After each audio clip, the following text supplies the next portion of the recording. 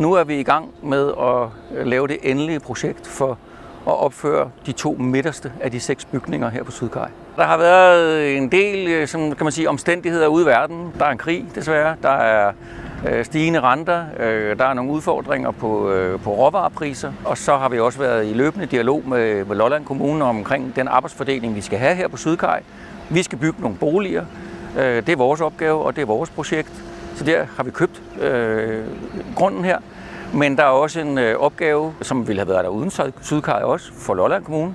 Vi står her ved en kajkant, som faktisk er ret gammel. Den bliver renoveret i de kommende måneder, sådan så at den er færdig renoveret som kajkant, når vi begynder at komme med vores byggemateriel først i det nye år.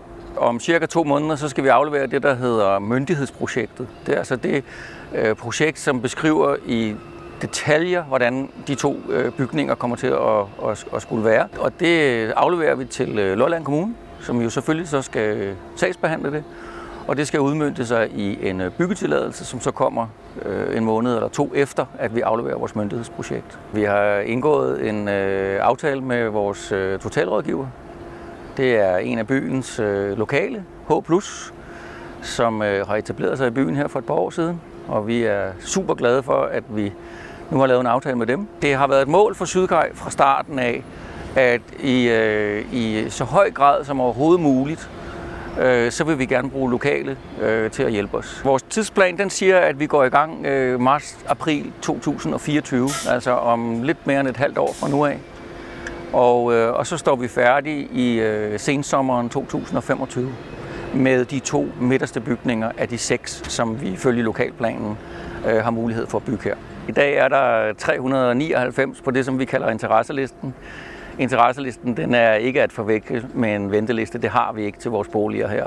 Men interesselisten viser jo, at vi har rigtig mange både lokale, men også uden for Lolland, som er meget interesseret i vores byggeri, og som meget ofte skriver til mig, ringer til mig og spørger, hvordan går det? Og nu er jeg bare glad over, at jeg kan stå her i dag og sige, at ja, vi har haft nogle små bump på vejen, nogle forsinkelser. De er overvundet nu, og det betyder, at vi er i fuld gang med at lave projekteringsfasen, og kan så ifølge vores tidsplan byde de første beboere velkommen i sensommeren 2025. Det er jo for mig som projektchef for det her en fantastisk nyhed. Nu kan vi kigge rundt i byen. Der er stilladser mange steder. Der er rigtig mange bygninger, der allerede er renoveret.